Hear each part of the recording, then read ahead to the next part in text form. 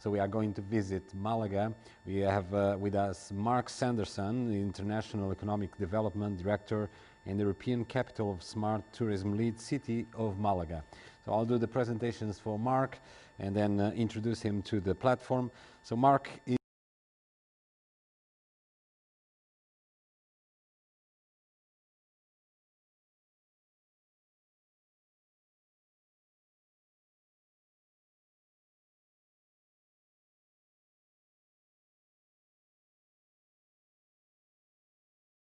title shared with Gothenburg in Sweden.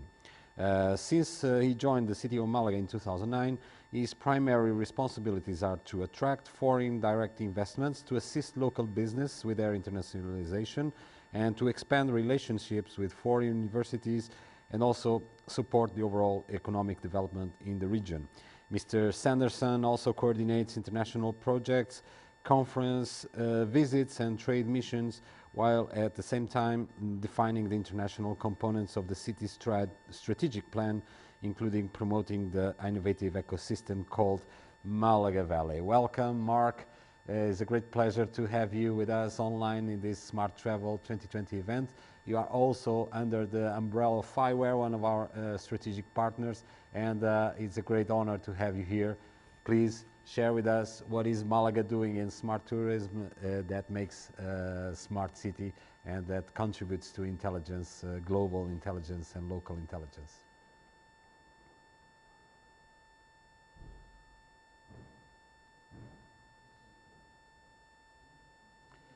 Marc, I think we don't have your sound. Can you check, please, if you have mute? There's one button, mute. Can you hear me now? Okay, now I think we have. Yes? Better? Yes, much better. Oh, apologize for the communications delay.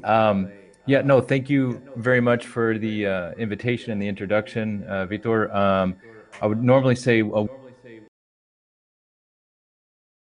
beneath the same storm that you all are in Lisbon, so we're having a little bit of rain and cloudiness today. So, but normally, of course, we have the nice sun. But it's a pleasure to be here today and to be a part of the Smart Travel event that you guys are putting on. Congratulations! It's a great event. We're happy to be here through Fireware, of course, and our relationships with them, and having the opportunity to share some ideas and thoughts about smart cities and of course smart tourism. So I have prepared a quick presentation to go through to kind of give you guys an idea of what we've been doing here in the city of Malaga. On behalf of the mayor of Malaga, Francisco Latorre, I would like to again thank you all for inviting us to participate and to share a little bit about our story. As you know, we're along the Mediterranean coast here in southern part of Spain. Malaga is the 6th largest city in Spain and has approximately a population of 600,000 people, more than 1 million people when you look at the surrounding areas. This is an area that's been famous for tourism for many years, many decades, but it's also an important transportation hub. It's an economic center and engine for this region, which of course we know is Andalusia. When we look at the tourism, of course, we have because of the tourism over the many decades, we have a very large and modern infrastructure, certainly pointing to the airport of Malaga, the International Airport of Malaga, which is actually the 3rd or 4th largest airport when you look at total number of passengers, which is great considering the fact that we are the 6th largest city in Spain. So we have a tremendous amount of traffic by air to all countries around Europe, certainly more than 130 destinations. So we're very privileged to have such a great airport here. And then, of course, we have, the port of Malaga, as we've seen both imports and exports coming in, but also cruise ships increase over the last several years as well. So it's a great, way for people to arrive to the city by sea. And then, of course, the high-speed rail connecting Malaga to Spanish cities, Sevilla, Madrid, of course, in Barcelona, in a very short amount of time, just 2.5 hours to Madrid. So Malaga has really been this gateway to the area of the Costa del Sol, where of course we have golf courses and beautiful resort hotels, but it wasn't always the destination. So we look at what the city did. This started to change about 20 years ago when the mayor, who's still currently the mayor, put into place a plan to revitalize the downtown area, create more pedestrian spaces, and add museums to the city. So, of course, we wanted to celebrate Pablo Picasso and his greatness and have a museum dedicated to him since he was born here in Malaga. But we continue to add museums throughout the last 20 years. Today, we have more than 38 museums. And you can see a sampling of those here today on the slide. Contemporary Art Museum, the Pompidou from France has a museum here, as well as a Russian art museum from St. Petersburg. Quite an incredible collection. So of course, what this did was really change the dynamics of tourism in Malaga. Malaga became really the destination, not just the gateway, which was fantastic. And so we saw, of course, an increase, obviously, in travel. You can see in this chart how, compared to other Spanish cities, Malaga really exploded over the last 15 years in number of tourists. Granted, we had a long way to go, but we've really been proud of the growth and the total numbers of people visiting our city and spending time here. And of course, in order to handle this tremendous growth, it was important for us to be smart about it, to be intelligent, and to use technology. So we're very fortunate that Malaga is also located in an area, in an ecosystem that we call Malaga Valley, including obviously the city, but some of the surrounding cities as well. And this innovative ecosystem has at its heart the Malaga Tech Park, or Andalusian Technology Park, which you can see in this slide, where more than 600 companies are located today. This was a park that began in 1992, but has grown tremendously over the years and invited both Spanish companies and as well as international companies to settle here in this area, in this region, and in this valley. But we have lots of activities also around the city, as you can see from this slide, the different names of some of the companies, obviously, Google, Accenture, Oracle, Ericsson, Decra, having, large factories and presence here within our city, as well as some of the other locals as well. Another important part of obviously any ecosystem is having, incubators, and the city itself operates 12 business incubators for individuals that have ideas. So we've had a very strong entrepreneurial spirit and lots of support for individuals who have ideas and want to start companies. So we're very proud of some of those projects that have come out, especially Tienda Animal, for example, Free Pick, and Virus Total, which are all companies that have gone on to be successfully sold to larger corporations as well. So some great success stories as well from our entrepreneurs. Another interesting piece, obviously, for any ecosystem, and what we're proud of here in Malaga as well, is our digital content lab, which is open just over 3 years ago. There's always been a lot of filming done in the area. And of course, with Antonio Banderas being from Malaga, he's really helped and support the film industry in Malaga. But we've seen an increase recently as they move to digital technologies. And again, the presence of these companies here has really helped Malaga take a lead when it comes to digital content creation. So this facility, as you can see, has 9,000 square meters and is really, supporting both in training, but as well as for entrepreneurs with co-working spaces and bigger companies that are here filming series and the likes, and doing digital editing, augmented reality, etc. So it's fantastic. We have this center here, a great place for people to expand their careers in digital content. We've also, of course, been very fortunate to be a part of the smart cities movements, as many cities have across the world. Malaga was named the Smarter Cities Challenge by IBM in 2012. And this put us on a trajectory to continue to do smart cities projects. So, we now have, more than 200 projects going on around smart cities. We've done several pilot projects as well with the Japanese government, with Endesa, the electric company here, allowing companies to test their solutions within our city. So we're very proud of those projects that are going on and continue to support all smart cities initiatives. In this slide, you can see an application that was developed here in Malaga for the bus authority and for the bus stations. It uses obviously digital content, augmented reality, in this case, to help people identify the nearest bus locations in order to move around the city very helpfully. So this is great for tourists as well. We also wanted to invite companies to test their products here in Malaga. So we did dedicated a building, create an urban laboratory where companies can work side by side with engineers from the city of Malaga and test their solutions. So these are both small companies, startup companies, but as well as multinationals. And this is, of course, where we have our Fireware hub, and we also are promoting and working through that foundation in order to disperse some of the solutions across, obviously, Europe and in the European platform. You can also see in this slide the smart street that we have just outside of this building, again, where people can put devices and test those solutions in a real world environment. So again, this is been a great success for the city of Malaga. When it comes to other applications, when we look at the information that we're gathering from all these sensors that we're laying out about the city, of course, it requires a good control of data and of course open data. So Malaga is very proud to have started early and been a part of opening up data sets, allowing again entrepreneurs and individuals to use those data sets to create new solutions. So here's some of the statistics about our open data sets, the different categories that we have available for individuals and people that want to develop solutions within our city.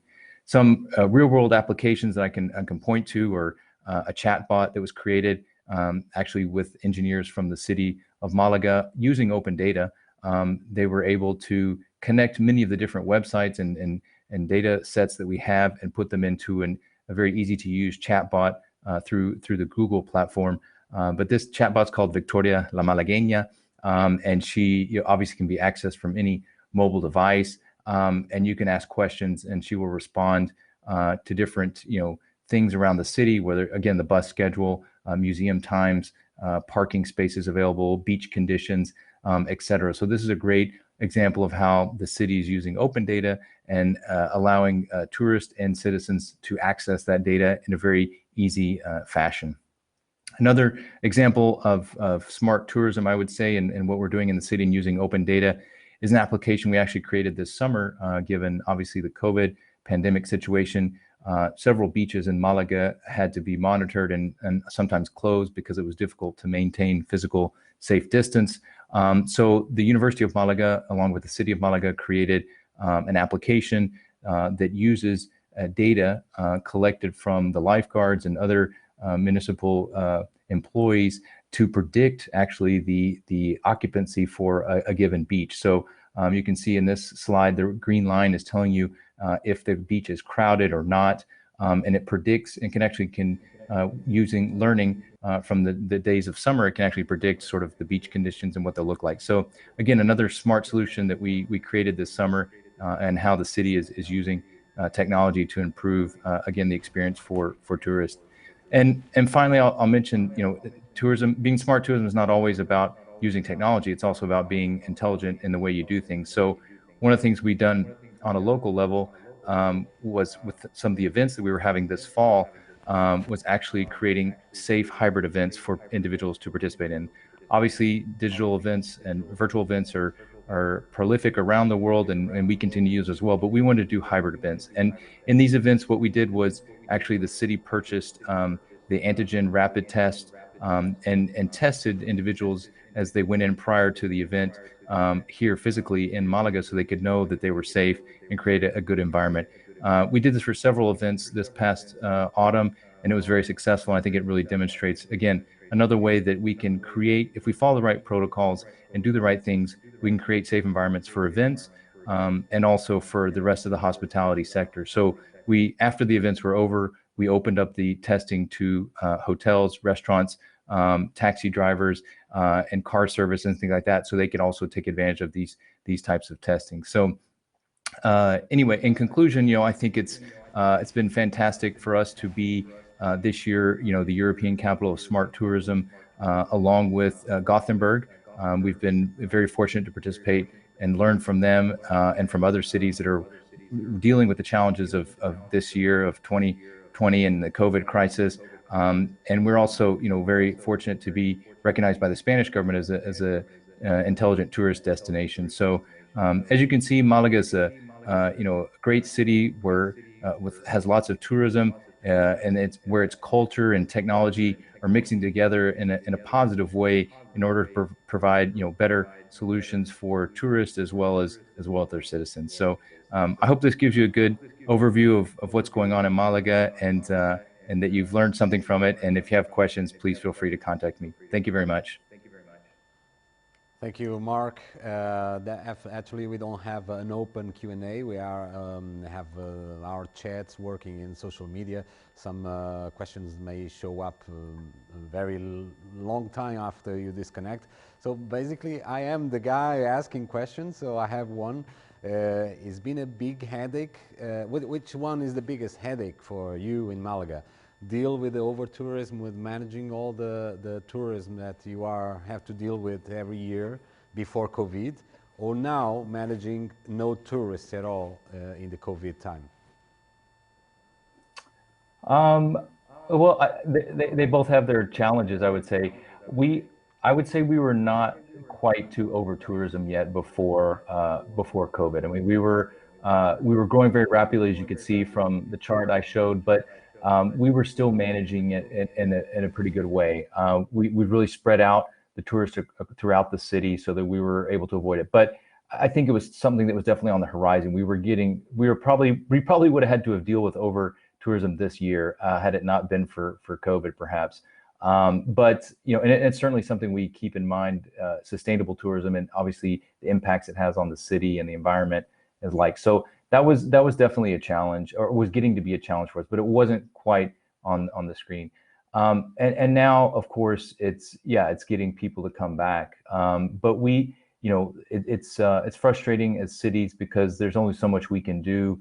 Unfortunately, we're very dependent, obviously, on the governments, and if they're going to, because we depend on international tourism, like many cities do. So, until the airplanes can fly and countries are allowing people to move freely again between countries without quarantines and things like that invite people to fly, then we'll be able to get back. So that's definitely a challenge as we sit and wait for all this to play out right now. In the meantime, there are some people locally, nationally, that can travel, but even so, there right now, for example, in this time in December, we have additional restrictions for mobility. So even people from Madrid, for example, can't come to Malaga or to Andalusia at this point, and so we're dealing with those kind of restrictions, and so it's challenging times, as they say. Mark, I found very interesting you use local resources and open source resources for developing your own solutions. Tell me, Val just asked now online, just asked about the beach accessibility. We had also in Portugal some solutions made from startups to control and monitor people at the beaches. So how was your solution developed? Well, again, it was through the University of Malaga, and actually sort of the marine biology department and the statistical departments from the University of Malaga. It's called Aforo Malaga, which of course is for Aforo is in Spanish is for the capacity for a location or a beach in this case. So it was really developed by the professors at the University of Malaga. Now, the data that they're collecting is data that's gathered from sensors that are deployed on the beaches. So again, this provides not only the capacity for the beach, but also beach condition. If you notice, it was wind and water temperature, wave height, and things like that. They also do even predictions on if there are sea life or animals, jellyfish or other things that could be perhaps dangerous. So again, all that was used through sensors that are run by the city and or by the central government, obviously the Spanish central government, and collected that open data and put it all together. So it was developed again by the university, and we're very fortunate and proud to have them here and those professors working with us. Mark, thank you so much. It's been a great pleasure to hear from you, hear from Malaga, learn with your presentation, with the cases you are developing is very interesting, and I wish you all the best for the future, for the next years without COVID, we all expect with the better conditions to travel, so we can all experiment and try Malaga and the sunshine in southern Spain. Thank you so much once again, and have a good day. Thank you very much.